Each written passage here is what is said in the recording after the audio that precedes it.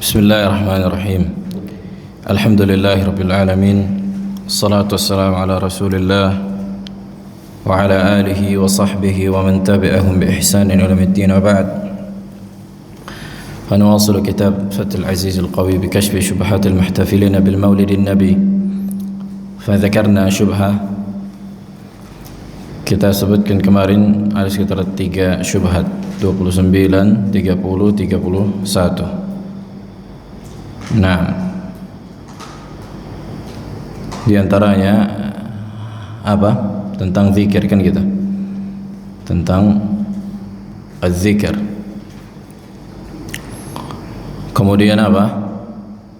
Salawat. Kata mereka, bukankah di dalam maulid ada ritual zikir, sementara zikir di antara ibadah yang disyariatkan? Apakah zikir menjadi bid'ah dengan itu? Begitu juga dengan salawat dan salam itu dilakukan di acara maulid. Apakah salawat dan salam menjadi bid'ah? Nah, maka jawabannya sama, kita katakan takhsis, mengkhususkan waktu yang tidak dikhususkan syariat adalah kebid'ahan. Begitu juga dengan saum. Kemudian yang terakhir saum. Mereka berdalil bahwa Nabi alaihi salatu wasallam merayakan acara maulid dengan saum. Maka apa jawabannya? Kata mereka bahwa Nabi merayakan hari kelahirannya dengan saum. Ini menunjukkan acara maulid disyariatkan untuk dirayakan. Zaka yaum wulidtu fihi wa bu'ithtu fihi. Apa jawabannya? Abah Rashid.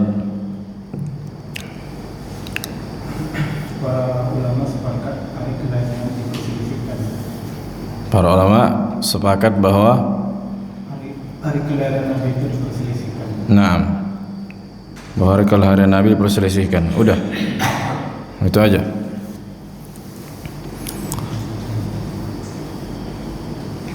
Belum kena jawabannya. Masih kurang.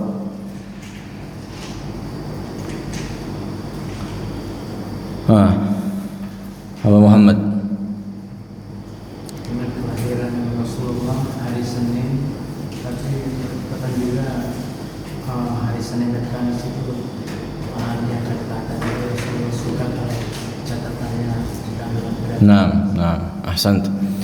Bahwa ketika Nabi alaihi salatu wassalam saum di hari Senin, bukan berarti hari kelahiran Nabi itu Nabi rayakan dengan cara berpuasa. Akan tetapi apa? Sebagaimana disebutkan di riwayat yang lain, bahwa Nabi puasa di hari Senin dan Kamis. Kenapa? Karena Nabi mencintai amalannya diangkat dan dia dalam keadaan beribadah. Jelas bahwa Nabi alaihissalam mencintai amalannya diangkat sementara dia dalam keadaan ibadah. Nah, maka bukan dalam rangka merayakan acara maulid. Oke lah, kalaulah benar bahwa Nabi merayakan acara maulid dengan berpuasa, kenapa kalian enggak berpuasa sebagaimana Nabi berpuasa? Kalaupun benar demikian, tapi yang kalian lakukan bukan berpuasa. Nah, baik, kita lanjutkan asyubhah ats-tsaniyah wa-tsalathun. Syubhat yang ke-32.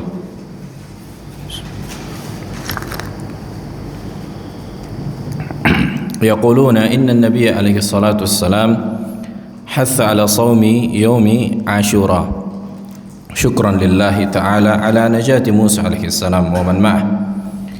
Fa yustafadu min dhalika شرعية الاحتفال بمولد الرسول عليه الصلاة والسلام بأنواع العبادة شكرا لله تعالى على ما من به من إيجاد النبي الرحمة عليه الصلاة والسلام.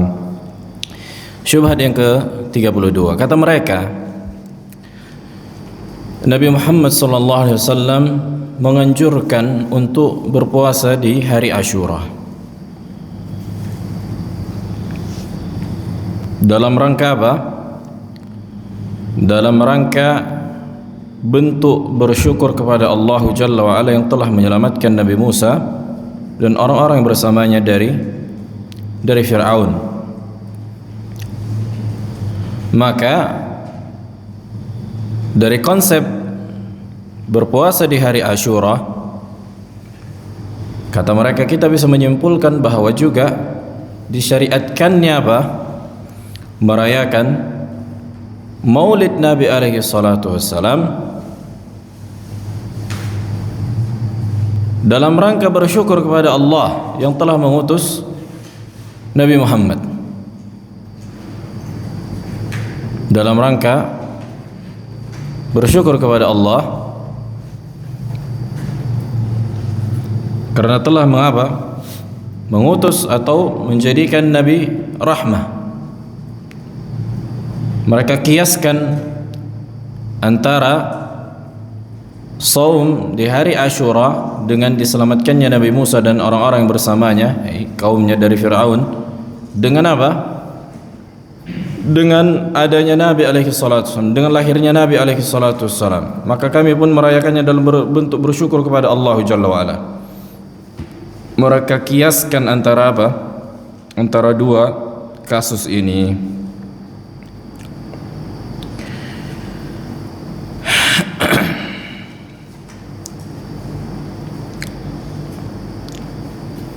Maka kita katakan dua kasus ini antara langit dan bumi.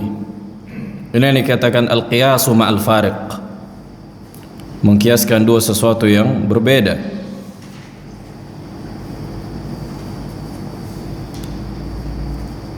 Nah, adapun masalah berpuasa di hari Asyura, sebagaimana diriwayatkan oleh Bukhari dan Muslim dari Ibn Abbas radhiyallahu taala anhuma, qala qadima an-nabiy alaihi salatu wassalam al-Madinah, ketika Nabi alaihi salatu wassalam masuk atau datang ke kota Madinah, fara al-yahuda tasumu yaum Asyura, kemudian Nabi melihat orang-orang Yahudi berpuasa di hari Asyura. Faqala ma hadha, kemudian dikatakan apa ini? Qalu hadha yaumun salih, mereka berkata ini adalah hari yang baik.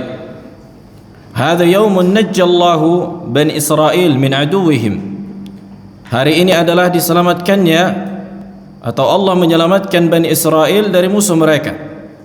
Fasamahu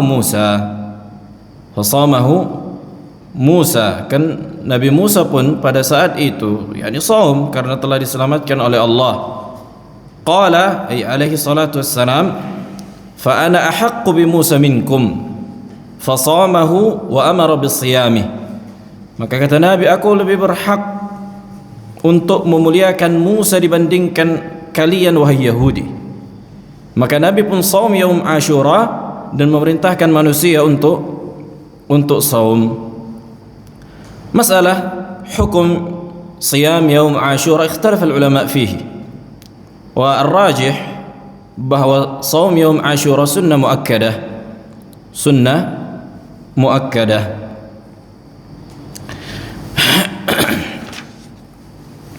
Kemudian apa hubungannya dengan hari perayaan lahirnya Nabi alaihi salatu wasallam, yakni Maulid?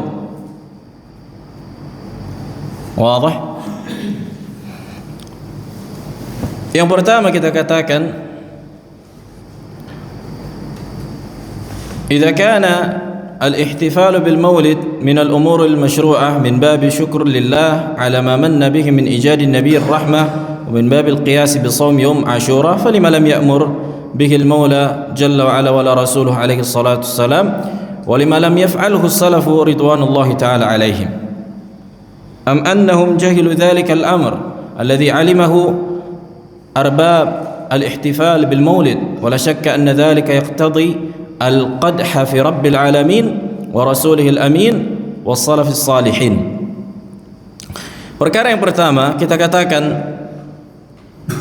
jawaban mudah bagi orang awam ketika mendatang didatangi syubhat tentang masalah ibadah, selalu tembakkan ke para salafus saleh. Apakah mereka mengamalkannya?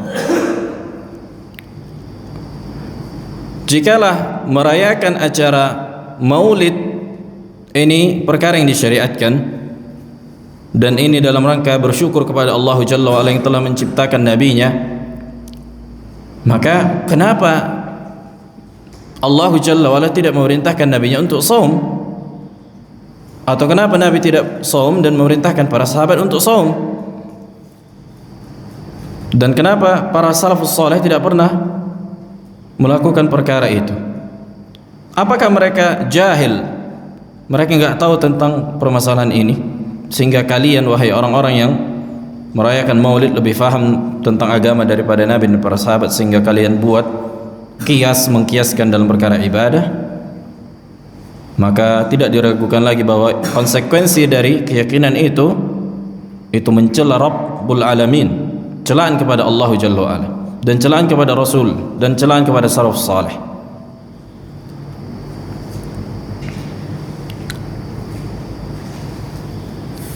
Kemudian yang kedua, bahwa shaum yaum Asyura itu ditetapkan oleh dalil, diperintahkan Nabi alaihi salatu wassalam, maka menjadi syariat.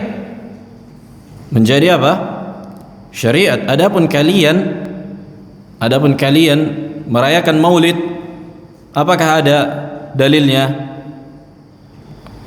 Maka tidak akan pernah ada dalilnya sampai hari kiamat pun.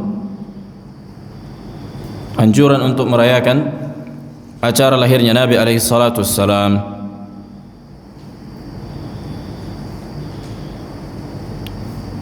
Kemudian bentuk bersyukur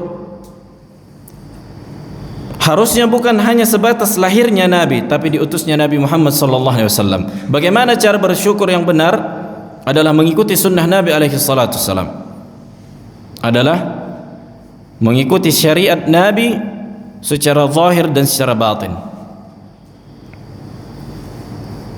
Dan banyak di antara mereka sangat disayangkan orang-orang yang merayakan acara maulid, mengklaim bahwa mengikuti atau mengklaim bahwa mereka sedang memuliakan Nabi, tapi mereka lah yang paling meninggalkan sunnah Nabi. Mereka lah yang paling tak pernah salat berjamaah. Mereka yang paling mencukur jenggot, sementara Nabi memerintahkan untuk memelihara jenggot.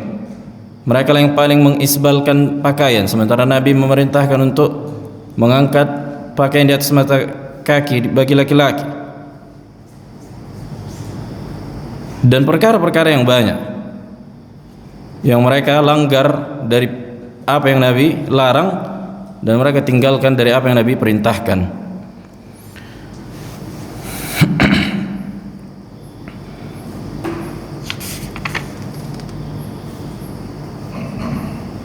Dan Nabi alaihi salatu wassalam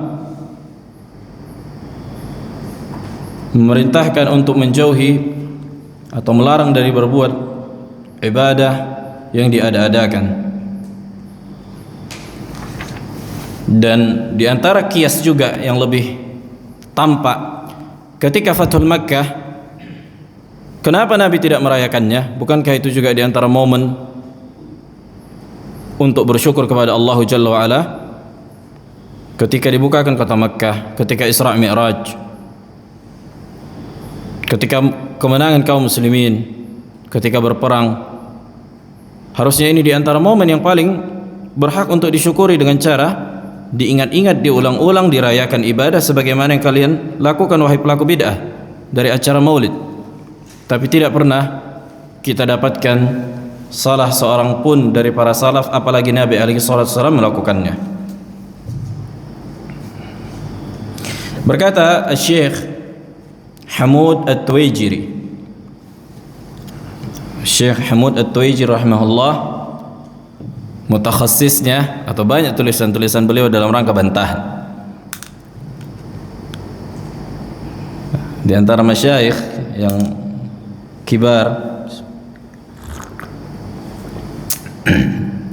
sampai beliau membantah para ulama, maksudnya bantahan para ulama antara ahlu sunnah itu biasa. Al-Albani rahimahullah menulis kitab Hijabul Mar'ah Al-Muslimah, di mana Al-Albani rahimahullah menyebutkan tentang tidak wajibnya cadar bagi perempuan, dan beliau membantah Al-Albani rahimahullah, yakni Hamud At-Tuwaijiri. Begitu juga tentang masalah Al-Ma'iyyah. Ibn Uthaymin rahimahullah menuliskan kitab Al-Qawaid Al-Muthla tentang Ma'iyyatullah bidzatihi. Artinya Allah Jalla wa'ala bersama makhluknya secara zat, bukanlah menunjukkan konsekuensi dari kebersamaan itu menunjukkan menyatunya zat Allah dengan zat makhluk. Tapi ini juga dibantah oleh At-Tuwaijiri rahimahullah. Akhirnya Ibn Uthaymin meninggalkan lafaz bidzatihi. Qala inna takhrij bid'atul maulid ala siyami Ashura laysa biwajih. Sesungguhnya mengadakan atau menyimpulkan hukum untuk melakukan acara maulid terhadap siyam yaum Ashura, puasa yaum Ashura, laysa biwajih, tidak memiliki sisi apapun. Ay laysa lahul wajh, sangat jauh sisi pendalilannya. Wa innama huwa min at-takalluf al-mardud, sesungguhnya ini di antara perkara yang sangat memaksa, yakni terlalu maksa dalam pendalilan, kan gitu. Takalluf, berlebihan, memaksakan, cocokologi. Lianna al-ibadat mabnaha 'ala asy-syar'i wal ittiba'. Karena ibadah pondasinya itu di atas syariat dan mengikuti Nabi alaihi wasallam. La 'ala ar-ra'yi wal istihsan al-ibtida'. Bukan hanya sebatas ijtihad, yakni pendapat, atau al-istihsan. Maksudnya al-istihsan al-madhmum, kan gitu, yang tidak sesuai dengan syariat. Makanya kata Imam Malik rahimahullah, man istahsana bid'atan fil Islam yarahu hasanah, barang siapa menganggap ada bid'ah hasanah dan dia menganggap itu baik, maksudnya dalam Islam, faqad za'ama anna Muhammadan khana risalah atau kama qala, maka sungguh konsekuensinya mengklaim Nabi Muhammad mengkhianati risalahnya. ولم يروى عن النبي عليه الصلاة والسلام بإسناد صحيح ولا ضعيف أنه أمر أمته بالاحتفال بمولده, dan tidak diriwayatkan dari Nabi, tidak dengan sanad yang sahih atau dhaif, bahwa Nabi memerintahkan umatnya untuk merayakan hari kelahirannya. Wala annahu khassa lailatal maulid aw yawmahu bi syai'in min al-a'mal duna sa'iril layali wal ayyam. Tidak juga Nabi mengkhususkan malam maulid atau harinya dengan sebuah amalan dibandingkan hari-hari yang lain. Walau qala qailun bi takhrij bid'atil maulid ala nahyi Nabi alaihi salatu wasalam an ittikhadhi qabrihi 'idan lakana awla wa aqrab min takhrijihi ala siyam yaum Ashura. Sekiranya ada seseorang yang mengatakan, maksudnya bid'ah maulid ini, kan gitu, bahwa Nabi alaihi salatu wasallam melarang menjadikan kuburannya sebagai Id, tempat berkumpul, atau waktunya, yakni manusia berkumpul pada sebuah hari atau sebuah waktu. Lakana awla wa aqrab min takhrijiha ala siyam yaum Ashura. Wa kadzalika takhrij bid'atul maulid ala qawlihi alaihi salatu wasallam la tatruni kama atrat an-nasara ibn Maryam. Nabi alaihi salatu wassalam juga menyebutkan bahawa janganlah kalian memujiku, menyanjungku melebihi kadar yang disyariatkan, sebagaimana orang-orang Nasrani memuji dan mengangkat Nabi Isa, yakni Ibn Maryam. Huwa awla wa aqrabu min takhrijihi ala siyam yaum Ashura, wa yu'ayyidu hadha at-takhrij anna 'id al-maulid mabni ala at-tashabbuh bin nasara fi ittikhadhihim yaum maulid al-masih 'idan. فعيد مولد المسيح عند النصارى وعيد مولد النبي عليه الصلاة والسلام عند جهال المسلمين متشابهان ولا فرق وكلاهما من ثمرة الغلو والإطراء ونتائجهما سيئة. Kata beliau, intinya antara maulid, perayaan acara maulid ini lebih cocok dengan perbuatan orang-orang Nasrani yang merayakan maulid Isa alaihi salam. Nah,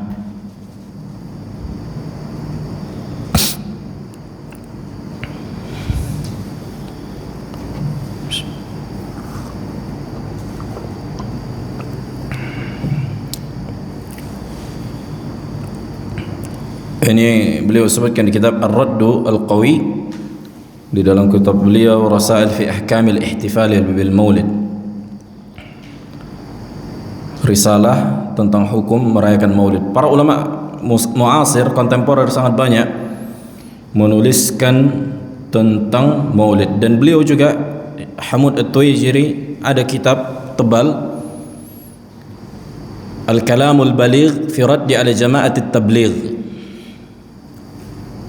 Al-Kalam Al-Baligh, yakni ucapan penjelasan yang sempurna dalam membantah Jama'at At-Tabligh, dan beliau mengikuti Jama'at Tabligh beberapa waktu. Jadi dia ikuti apa yang dia apa yang dikerjakan orang Jama'at At-Tabligh. Beliau supaya apa? Supaya faham kan gitu. Tapi bukanlah disyaratkan ketika ingin membantah sesuatu harus mengikuti sesuatu itu. Ketika ingin membantah orang-orang Nasrani, apakah harus jadi Nasrani? Kan enggak gitu. Nah, la yushtarat. Baik. Al-syubhah al-thalitha wa thalathun. Syubhat yang ke-33. Dan masalah membantah sudah kita sebutkan hukumnya fardu kifayah, bahkan itu diantara siyanatud din, menjaga agama. Bahkan berkata para ulama salaf, diantaranya Syekhul Islam Taimiyah, az-zabbu 'anis sunnah mujahid fi sabilillah, membela sunnah Nabi, membantah penyimpangan, menjelaskan syubhat adalah seorang mujahid fi sabilillah. Naam. طيب يقولون إن الاحتفال بالمولد النبي يدل على محبة النبي وتعظيمه، يدل على محبة النبي وتعظيمه وإجلاله. Kata mereka, sesungguhnya merayakan Maulid menunjukkan kecintaan kepada Nabi dan mengagungkannya serta memuliakannya.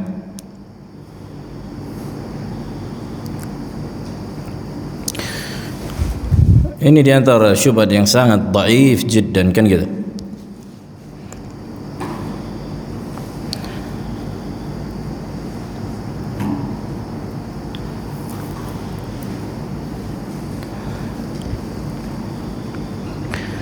Yang pertama kita katakan mencintai Nabi alaihi salatu wasallam di antara syariat, di antara syariat Islam, dan ini di antara konsekuensi syahadat Muhammad Rasulullah.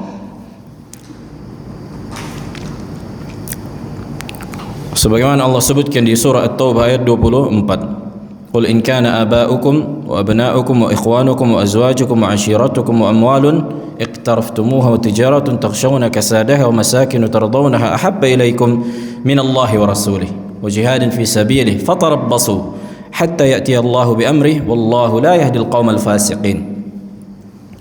Katakanlah apabila nenek moyang kalian, kakek-kakek kalian, anak-anak kalian, keluarga kalian, istri-istri kalian, suku kalian, dan harta yang kalian besarkan dengan tijarah yang kalian khawatirkan kehancurannya, dan tempat-tempat tinggal yang kalian ridai, lebih kalian cintai daripada Allah dan Rasulnya, dan berjihad di jalan Allah, fatarabbasu, maka tunggulah sampai Allah mendatangkan azabnya.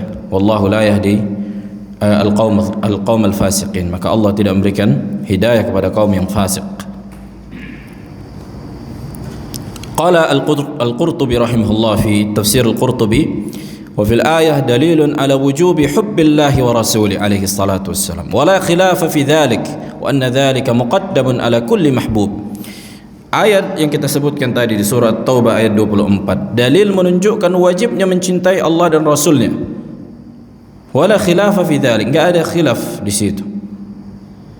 Dan kecintaan kepada Allah dan Rasulnya lebih dikedepankan daripada kecintaan apapun. Adapun sunnah, la yu'minu ahadukum hatta akuna ahabba ilaihi min ahlihi wa malihi wan nasi ajma'in.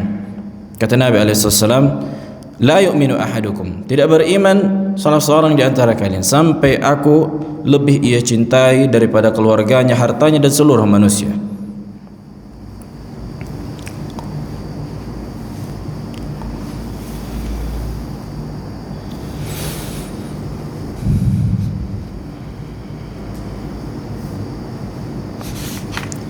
Maka mencintai Nabi alaihi salatu wasallam bukan perkara yang diperselisihkan. Kita sepakat bagi seorang muslim kan gitu. Tapi bagaimana cara mencintai Nabi?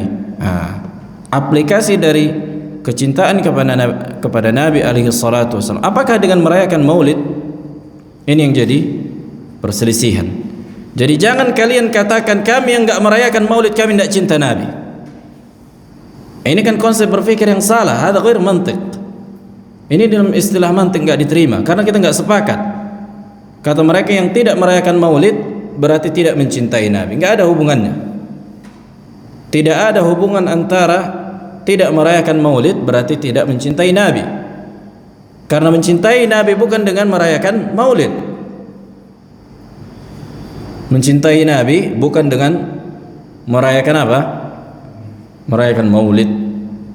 Tapi kecintaan kepada Nabi adalah mengikuti amalan Nabi, mengikuti akidah Nabi, mengikuti ibadah Nabi alaihi salatu wassalam. Inilah hakikat dari apa?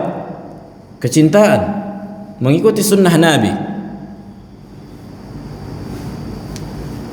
bukan berbuat bid'ah yang dilarang oleh Nabi.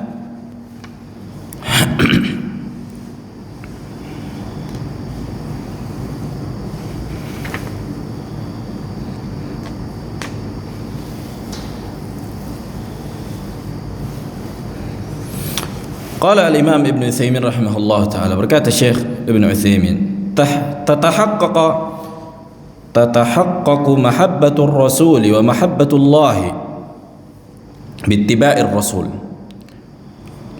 Teraplikasinya kecintaan kepada Allah dan Rasulnya itu dengan mengikuti ajaran Nabi alaihi salatu wassalam. فكل من كان أتبع لرسول الله كان أحرى بمحبة الله ومحبة رسوله. فكل من كان أتبع, maka setiap kali orang semakin mengikuti Rasulullah, maka dialah yang paling berhak untuk mendapatkan cinta Allah dan kecintaan Rasulullah. Yaqulullah ta'ala qul in kuntum tuhibbunallah fattabi'uni yuhibbukumullah. Katakanlah jika kalian mencintai Allah maka ikutilah aku, maka Allah pun akan mencintai kalian. Wa alamatu mahabbatir rasul alaihi salatu wassalam an yataharra al-insanu sunnatahu fayatba'uha. Tanda kecintaan kepada Nabi alaihi salatu wassalam di mana seseorang berusaha senantiasa mengikuti sunnahnya. Wala yazidu dzalika wala yanqus. Wala yazidu fi dzalika wala yanqus. Maka jangan menambah dan mengurangi kadar yang telah ditetapkan oleh Nabi. Wa ala hadza falladhi yabtadi'una bid'an tata'allaq bin Nabi alaihi salatu wasallam yad'una anna dzalika min mahabbatihi wa ta'zimihi hum fil haqiqah lam yuhibbuhu wa lam yu'azzimuhu wa dzalika li anna haqiqatal mahabba wat ta'zim an tattabi' atharahu wa alla tazida fi syar'ihi wa la tanqus minhu wa amma man arada an yuhdith في شرع الله ما ليس منه فإن محبته لله ورسوله قاصرة بلا شك لأن كمال الأدب والتعظيم ألا تتقدم بين يدي الله ورسوله إلى آخر كلامه. Kalam طويل. Intinya seseorang yang mengaku mencintai Nabi alaihi salatu wassalam hendaknya mengikuti perintah Nabi alaihi salatu wassalam dari ibadah-ibadah yang wajib, kemudian ibadah-ibadah yang sunnah.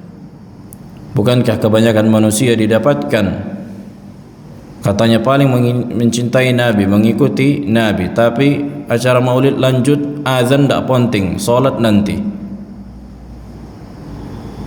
Ini kan menunjukkan apa? Kejahilan dan kedunguan dalam beragama.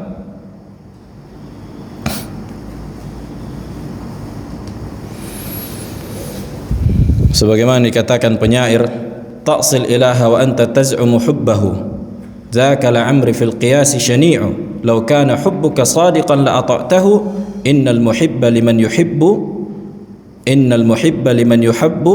muti'u.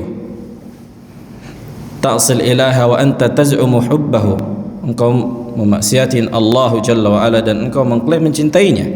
Dzaka la'amri fil qiyas syani'u, itu sungguh, yani la'amri istilah dalam bahasa Arab kan gitu, seperti sumpah, maksudnya taukid lil kalam. Aduh, benar-benar salah berfikir dalam mengkiaskan, kan gitu. Syani'u yakni qabih. Law kana hubbuka sadiqan la ata'tahu. Sekiranya kecintaanmu benar maka engkau akan mentaatinya.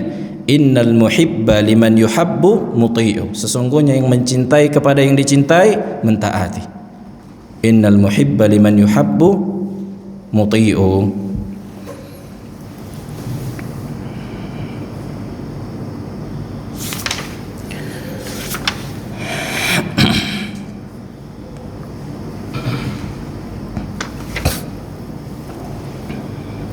Kemudian beliau menukilkan kalam para ulama yang semisal dengan itu. Baik, kita lanjutkan.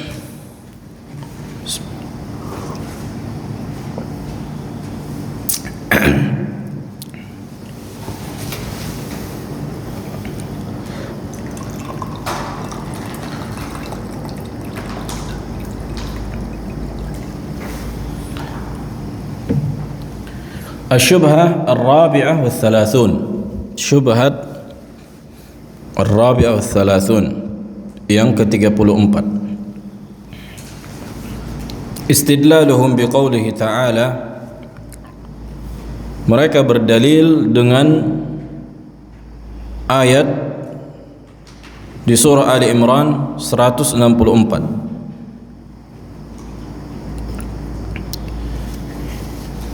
بقوله تعالى لقد من الله على المؤمنين إذ بعث فيهم رسولا من أنفسهم يتلو عليهم آياته ويزكيهم ويعلمهم الكتاب والحكمة وإن كانوا من قبل لفي ضلال مبين. Allah menyebutkan di surah Ali Imran ini, laqad manna Allahu 'alal mu'minin. Sungguh Allah telah memberikan kenikmatan kepada kaum mukminin. Idz ba'atsa fihim rasulan. Ketika Allah mengutus kepada mereka seorang rasul dari kalangan mereka sendiri. Kalimat min anfusihim yahtamil ma'nayain, mencakup dua makna. Yang pertama minal Arab, yang kedua minal bashar. Yang pertama minal Arab, yang kedua min al-bashar.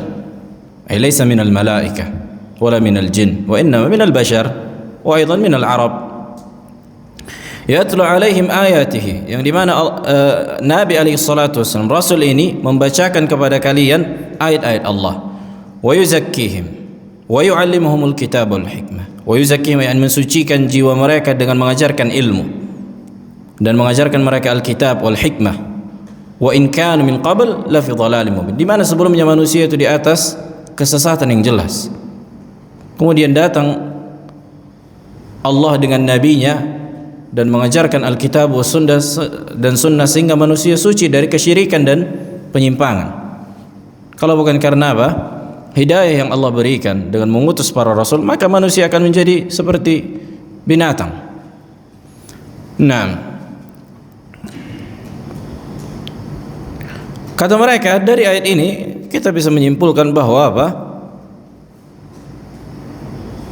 Bahwa di antara bersyukur juga sama seperti yang tadi, sebenarnya mirip-miripnya itu. Di antara bentuk bersyukur kepada Allah ketika Allah memberikan nabinya mengutus kepada kita, maka kita merayakan apa? Secara maulid.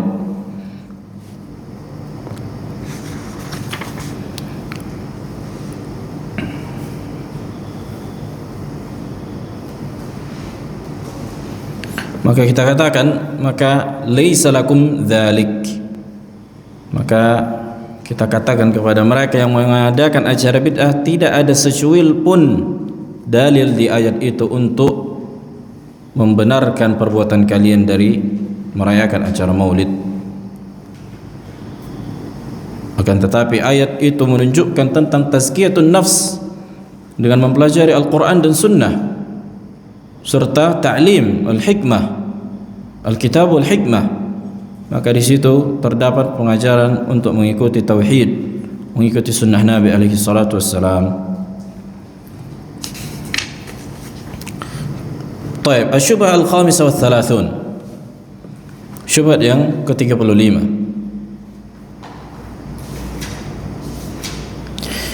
Yaquluna inna الاحتفال بالمولد النبي فرصة ومناسبة طيبة لقراءة سيرة الرسول عليه الصلاة والسلام فهل قراءة سيرته بدعة؟ Kata mereka, sesungguhnya merayakan acara maulid kesempatan yang sangat tepat dan baik untuk membaca sejarah Nabi, membaca biografi Nabi alaihi salatu wassalam. Apakah membaca sejarah Nabi, sirahnya adalah kebid'ahan? Konsep yang mereka gunakan untuk membenarkan kebid'ahan mereka terulang begitu-gitu saja. Nah, siapa yang bisa menjawab? Jawabannya sangat-sangat mudah. Nah, Pak Amin. Naam? Naam, ahsant. Mengkhususkan waktu membacakan sejarah Nabi di 12 Rabiul Awal. Ini yang kita ingkari. Nah, kalau mereka bilang cuma membaca sejarah saja, tidak pakai nyanyian-nyanyian, maka pengkhususan membaca sejarah ini di 12 Rabiul Awal ini yang bid'ah. Karena memang mereka menginginkan apa? Hari itu kan gitu.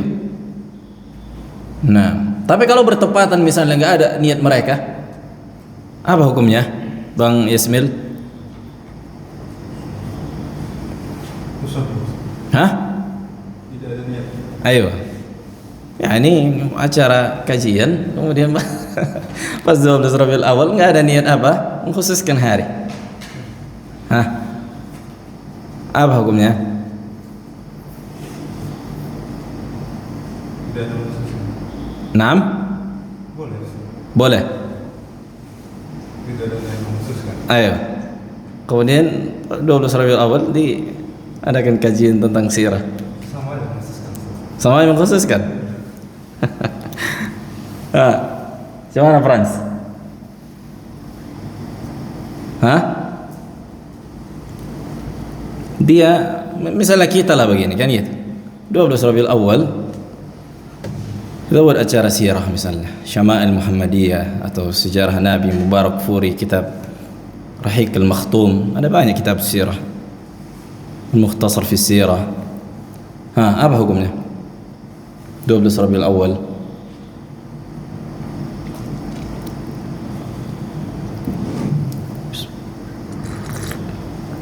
Hukum asalnya bukanlah sebuah kebid'ahan kalau memang tidak ada niat mengkhususkan di situ. Akan tetapi kalau bisa ditinggalkan saddan lidzari'ah. Tapi kalau dibilang hukum asal boleh, bukan ada niat mengkhususkan. Membaca sirah apa masalahnya kan gitu. Bertepatan 12 Rabiul Awal, tanggal merah, orang libur, baca sirah kita la ba'as. Tapi saddan lidzari'ah, menutup celah jangan sampai apa? Dikira kita nanti mengerjakan bid'ah. Makanya ada istilah meninggalkan wasail yuaddi ilal bid'ah, meninggalkan sarana-sarana atau celah-celah yang mengantarkan kepada kebid'ah. Apalagi dilakukan setiap tahun, bertepatan tiap tahun kan gitu. Nah, ini yang menjadi apa? Muskilah. Tapi hukum asalnya kalau dibilang laisa minal bid'ah, bukan bid'ah. Tapi apa? Ma'alnya, efeknya.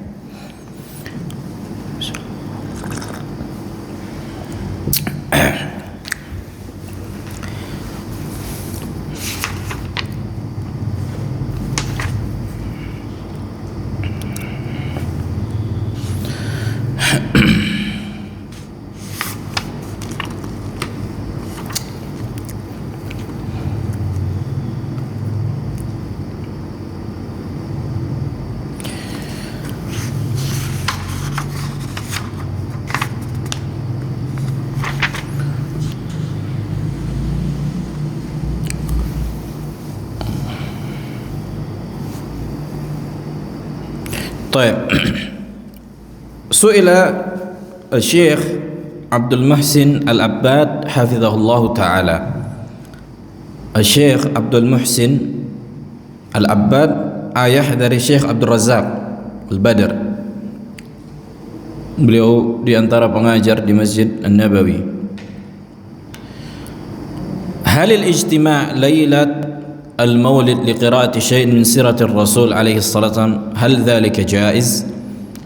Apakah berkumpul di malam maulid untuk membacakan sebagian dari sejarah Nabi alaihi salatu wassalam, apakah itu dibolehkan? Fa ajaba biqaulih la ma yajuz, kata beliau enggak boleh, lianna hadha min al-ihtifal, karena di antara bentuk merayakan. Yajibu hadha an yakuna fi kulli sanah, yajibu hadha an yakuna fi kulli sanah, di mana ini berarti wajib setiap tahun. من أولها إلى آخرها الناس يشتغلون بالسنن ويقرؤون الأحاديث ويعرفون سيرة الرسول لا يخصونها بليلة من 30 و60 ليلة أو 30 و54 ليلة، يعني طول السنة يكون الناس متبعين للرسول عليه الصلاة والسلام مشتغلين بحديث الرسول وسيرة الرسول. أما أن يخصوا ليلة من الليالي فهذا من الأمور المحدثة. Intinya kata beliau, apabila mengkhususkan hari ini kan gitu, maka ini diantara bid'ah, dan ini akhaf, yang paling ringan dari bid'ah maulid, kalau hanya sebatas membaca sejarah Nabi alaihi salatu wassalam. Adapun sebagaimana kita sebutkan, apabila tidak mengkhususkan kan gitu, bertepatan begitu saja tanpa mengkhususkan, maka hukum asalnya bukan dari kebid'ahan, akan tetapi ditinggalkan dalam rangka menutup celah jangan sampai dianggap itu kebid'ahan atau sunnah begitu sehingga menjadi kebid'ahan. Apalagi yang mengerjakannya orang-orang yang dikenal dengan sunnah Nabi alaihi wasallam, orang-orang yang mengikuti salafus salih. Naam, fadhal azan.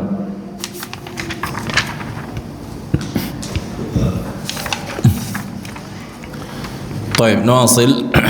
الشبهة السادسة والثلاثون، شبهة yang ke-36. يقولون إن في إقامة الاحتفال بالمولد إحياء لذكرى النبي عليه الصلاة والسلام، فهل إحياء ذكره بدعة؟ Kata mereka, sesungguhnya dalam perayaan maulid terdapat menghidupkan ingatan kepada Nabi alaihi salatu wassalam, hanya mengingatkan manusia terhadap Nabi. Maka apakah mengingatkan manusia atau kita mengingat Nabi, mengingatkan manusia akan nabinya, apakah itu diantara kebid'ahan? Maka konsepnya sama dengan syubhat-syubhat yang sebelumnya. Apa jawabannya? Makanya subhanallah, kitab ini unik, ajib, seperti tadrib, latihan kan gitu. Ini kan dikasihnya kasus, terus kita punya kaidah gitu. Punya kaidah untuk apa? Konsepnya sama, menjawab syubhat-syubhat yang berputar dengan acara maulid itu juga sebenarnya itu. Kata mereka sebelumnya masalah apa?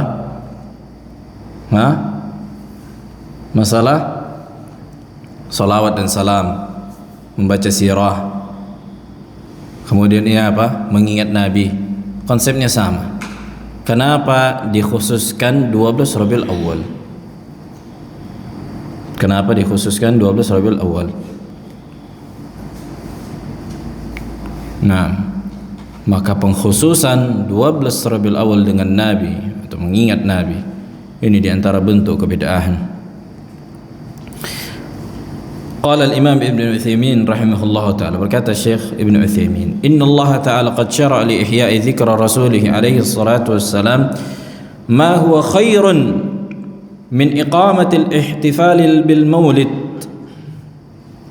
فذكره يرفع من فوق المنائر في الآذان، ويذكر عليه الصلاة والسلام في التشهد في الصلاة وفي غيرها من المواضع، بل ذكراه تقترن في كل عبادة يقوم بها العبد، فإن كل عبادة شرطها الإخلاص لله تعالى والمتابعة لرسول عليه الصلاة والسلام، وهذا يقتضي استشعار العبد ذكرى رسول الله عليه الصلاة والسلام. Kata beliau, sesungguhnya Allah telah mensyariatkan di mana seseorang pada syariat Allah itu mengingat Nabi alaihi salatu wassalam, yang itu lebih baik dibandingkan merayakan lahirnya Nabi alaihi salatu wassalam yang cuma 1 hari. Maka mengingat Nabi atau bentuk mengingat Nabi alaihi salatu wassalam itu diangkat di atas apa? Menara-menara ketika azan, kan gitu. Asyhadu anna Muhammadar Rasulullah. Maka itu ada apa? Bentuk mengingat Nabi 5 waktu. Azan. Wa yuzkar fi tasyahhud fi shalah, ketika tasyahud seseorang, begitu juga doa setelah apa? Setelah azan. Ada banyak ibadah-ibadah yang mengingatkan manusia kepada Nabi alaihi salatu wasallam. Bahkan mengingat Nabi itu digandengkan dengan seluruh ibadah, karena syarat diterimanya ibadah apa? Al-ikhlas wal mutaba'ah. Kan gitu. Makanya harus kita bayangkan macam mana Nabi mengerjakan ibadah, dengan cara mempelajari sunnahnya, mempelajari hadis-hadis yang mengajarkan bagaimana Nabi beribadah. Ada kitab namanya Al-Amal fil Yawm wal Lailah. Itu kitab yang sangat bagus. Kitab yang menceritakan tentang apa saja sih yang amalan yang dianjurkan, disyariatkan setiap hari, kan itu siang malam.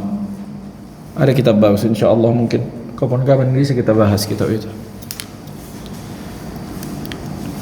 Sekiranya kitab-kitab sunnah yang dibaca orang-orang JT, maka tentulah itu lebih bermanfaat bagi mereka dibandingkan hadis-hadis yang dhaif, yang maudhu', seperti kitab Ihya Ulumuddin atau Fadail Al-A'mal, yang dimana penulisnya tidak memahami ilmu hadis.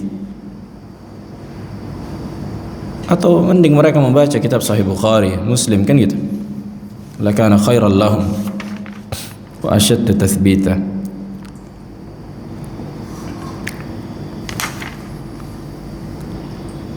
Berkata Syekh Hamud At-Tuwaijiri, kata beliau, inna qira'atul Qur'an tashtamilu ala a'zamil ihya'i li dhikra an-nabi alaihi salatu wassalam wa a'zamu syu'ur bi ta'zimi sya'nihi 'inda rabbih. Sesungguhnya membaca Al-Quran itu mencakup, mengagungkan dan menghidupkan ingatan manusia kepada Nabi-Nya alaihi salatu wassalam, dan lebih merasakan bagaimana memuliakan Nabi di sisi Rabbnya. Wa kadzalika qira'atul ahadits tsabitah 'anil Nabi alaihi salatu wassalam fihi a'zamul ihya li dzikrin Nabi alaihi salatu wassalam. Begitu juga membaca hadis-hadis yang sahih dari Nabi, terdapat pengagungan mengingat Nabi alaihi salatu wasallam. Wa a'zamu syu'ur bi'izami sya'nihi 'inda Allah wa 'inda al-muslimin. Naam, ila akhir kalamihi. Bahwa mengingat Nabi alaihi salatu wasallam dengan senantiasa mengamalkan amalan yang diamalkan Nabi, membaca doa-doa yang diajarkan Nabi, maka inilah bentuk memuliakan dan mengingat Nabi alaihi salatu wassalam. Bukan dengan apa? Mengkhususkan suatu hari yang dianggap lahirnya Nabi alaihi salatu wassalam, dan setelah itu hilang. Setelah itu hilang, kan gitu. Sehari udah, habis itu lupa. Tunggu tahun muka lagi baru diingat lagi. Nah, baik. Kalau ada pertanyaan, tafadhal. Berapa syubhat tadi kita ambil?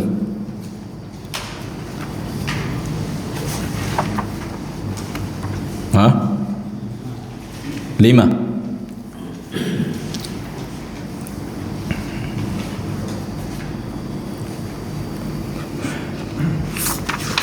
Nah.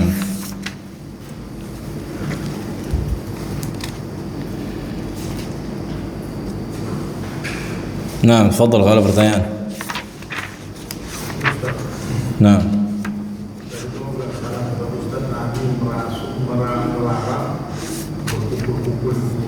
Nah. Lalu bagaimana dengan ziarah ke makam Rasul?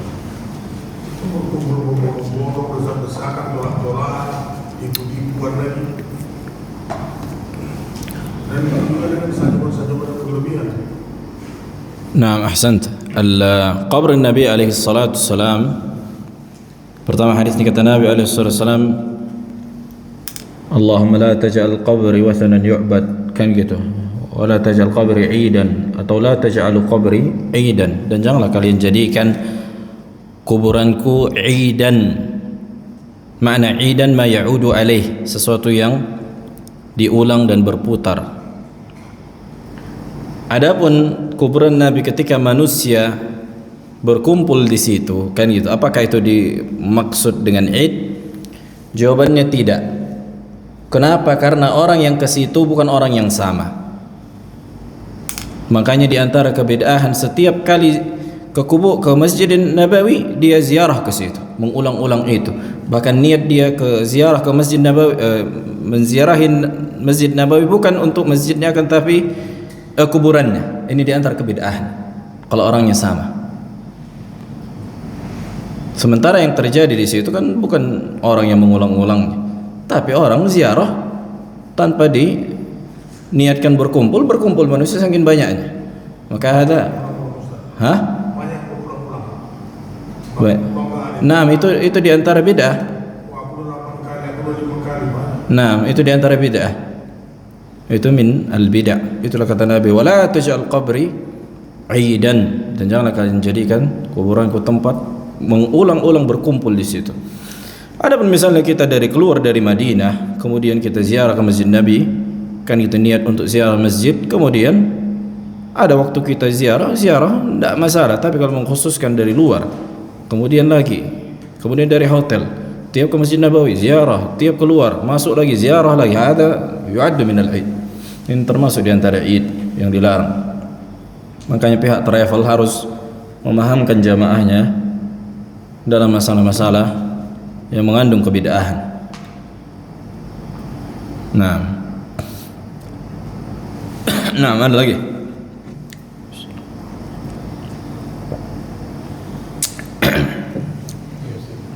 Fadhal. Ada Zubair yang saya pernah dengar. Ini juga doa yang atau ucapan yang maaf sebelum orang azan itu kan ada dibacakan Innallaha ada seterusnya itu juga. Jadi ketika tanya itu ini niatnya untuk mengingatkan orang-orang yang mendengar azan nantinya supaya bersalawat kepada Nabi. Jadi subhanallah itu adalah dibacakan itu di awal-awal sebelum azan, agar orang yang mendengarkan azan ini ingatkan nanti ada apa namanya, kita bersalawat kepada Nabi, ada apa namanya, syahadat kepada Nabi sallallahu alaihi wasallam. Nah, yang sering diadakan orang-orang awam kan gitu. Innallaha yusalluna malaikatihi ya ayyuhalladzina amanu shallu alaihi wasallimu taslima. Innallaha malaikatahu yusalluna 'alan nabi ya ayyuhalladzina amanu shallu alaihi taslima. Hadhihi al-ayah min al-Qur'an al-Karim. Kemudian kembali ditembak ke amalan para salaf. Apakah para salaf setiap kali mau azan menyebutkan ayat ini? Kan gitu. Maka kita katakan Nabi dan para sahabat tidak pernah mengajarkannya. Kemudian kayak gitu konsekuensinya bukan cuma pada azan, hatta pada kajian juga. Karena Nabi ketika disebutkan alaihi salatu wassalam manusia harusnya bersolawat, maka buatlah juga sebelum kajian ya ayyuhalladzina innallaha malaikatahu yusholluna 'alan nabi ya ayyuhalladzina amanu shallu alaihi wasallimu taslima ila akhir. Jadi semua ibadah yang ada penyebutan Nabi di situ sehingga manusia bersolawat, maka buatlah kayak gitu. Kenapa cuma azan saja kan gitu? Maka jelas ini kebid'ahan dan mengingatkan manusia. Dan banyaknya orang ketika pun mana tahu dia konsekuensi itu. Ini istidlal khafi, maksudnya ba'id kan gitu. Apa fungsinya? Orang nggak tahu, dia sendiri pun nggak tahu kayak gitu. Ketika disebutkan ayat ini, apakah orang faham? Oh berarti setelah azan ada salawat. Mana faham orang? Memahamkan manusia dan mengajarkannya kan gitu. Kalau azan bacakan salawat, kemudian yakni doa setelah azan. Itu cara mengajarkan, mengingatkan manusia. Dan itu tidak berefek gitu. Sangat-sangat tak berefek. Dan itu amalan bid'ah. Nah, ada lagi. Nah, Abu Rashid. Nah.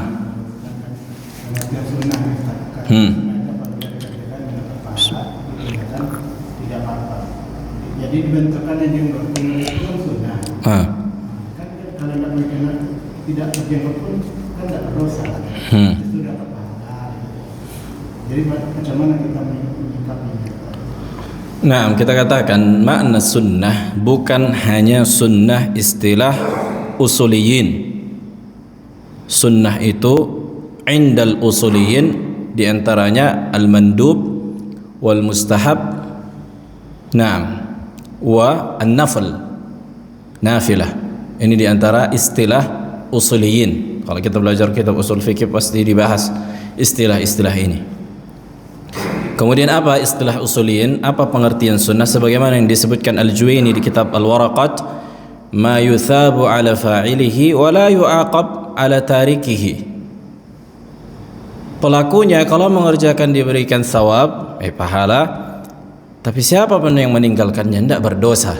Ini secara hukum. Kan itu. Adapun secara istilah hakiki, kata para ulama di antara Ibnu Utsaimin di kitab Usul min Ilmi Usul, ma amara bihi syari' laisa ala wajhil ilzam. Apa yang diperintahkan syariat tapi tidak mengharuskan. Ini dia sunnah dalam istilah usuliyin, usul fikih. Kemudian apakah cuma satu ini makna sunnah? Kan gitu. Maka bukan cuma ini makna sunnah. Makna sunnah juga adalah akidah. Kitab sunnah, kan itu di Al-Imam Ahmad Usulus Sunnah, akidah. Kemudian makna sunnah adalah syariat secara umum agama Islam, sebagaimana yang dikatakan Al-Barbahari di kitab Syarhus Sunnah, al-Islam was sunnah wal Islam. Kemudian juga ada sunnah maknanya wajib, sebagaimana dikatakan salah seorang sahabat Ibnu Abbas fi ma'adzkur dalam salat jenazah ketika dia mengangkat suaranya membaca Al-Fatihah, liya'lam an-nas, supaya manusia memahami membaca surah Al-Fatihah di salat jenazah sunnah, padahal hukum membaca Al-Fatihah di salat jenazah apa? Wajib. Kan itu ada banyak. Kemudian masalah jenggot, masalah khilafiyah yang memang terjadi para ulama. Masalah khilafnya itu apa patokan al-afu? Kan itu kata Nabi SAW, a'ful liha wa juz'us syawarib. Biarkan jenggot dan apa namanya? Rapikan kumis, juz, bukan halq. Ini yang sahih. Bukan menghabiskan tapi merapikan, meninggalkan sebagian. Kemudian patokan memanjangkan itu khilaf para ulama. Sebagian mengatakan yang diharamkan adalah al-halq, mencukur habis, klimis. Sebagian lagi mengatakan menyisakan satu genggam. Nah, yang rajih tentunya membiarkan dengan tidak menguranginya sedikit pun. Kan gitu. Tapi masalah ini disebutkan para ulama masalah fiqhiyah. Tapi jangan dijadikan masalah jenggot ini. Kemudian itu kasusnya apa? Kenapa dibilang sampai jenggot kan sunnah? Maksudnya kajian sunnah berarti nggak wajib gitu? Ainam. Makanya itu dia. Karena kita tidak sepakat dengan dia dengan definisi sunnah sehingga kita berselisih terhadap hukum. Jika engkau maksud dengan sunnah udah cuma dikerjakan berpahala tinggalkan tidak mengapa, itu saja makna sunnah. Maka ini pengertian yang sangat-sangat minim yang akhirnya membuat hukum yang salah. Nah, fadhal. Nah, ini pasangan dari jenggot tadi. Isbal. Mungkin ciri-ciri salaf ini kan jenggot sama isbal, sama cingkrang. Yang isbal mengatakan bahwa nggak apa-apa isbal asal tak sombong. Kamu pakai juga nggak apa-apa. Kata Nabi bukan. Naam, la khilafa baina ahli al-ilm bahwa mengangkat pakaian di atas mata kaki bagi laki-laki adalah sesuatu yang disyariatkan. Tidak ada khilaf di situ. Kemudian apakah boleh memanjangkan atau membiarkan di bawah mata kaki dengan tidak dibarengi dengan kesombongan? Maka memang kita akui ada perselisihan di antara para ulama. Nah, tapi kenapa kita lebih meninggalkan perkara yang sudah disepakati dibandingkan yang diperselisihkan? Kan gitu. Wal khuruju minal khilaf mustahab. Keluar dari perselisihan mustahab. Nah, ini yang perlu difahami. Kalau mau dicari khilaf bergaduh kita gara-gara khilaf, ada saja itu. Kenapa enggak kita mau mengamalkan sesuatu yang disepakati? Ayo, mengangkat pakaian di atas mata kaki. Maka ini yang disepakati para ulama, ini diberikan pahala, ini di antara bentuk mengikuti Nabi alaihi salatu wasalam dan mengikuti para salafus saleh. Makanya itu di antara usul kaidah dalam berfikih. Jangan sibuk perkara khilaf. Ada saja itu nanti kalau mau dicari.